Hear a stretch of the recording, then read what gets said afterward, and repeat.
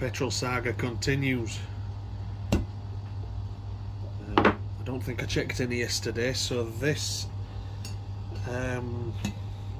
clear tough, as they call it, has now been in 3 days.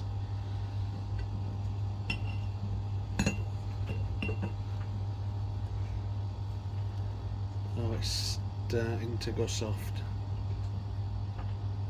It's a little bit more flexible than it was. Well, that's a shame.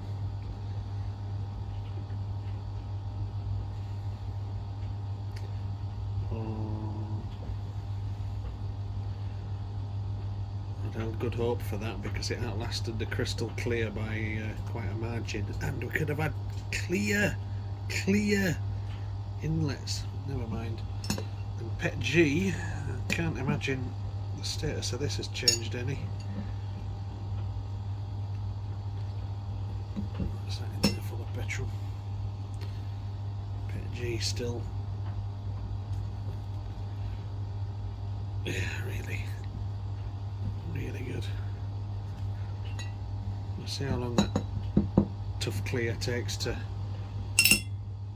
deteriorate, because it hasn't just folded overnight like the crystal clear did.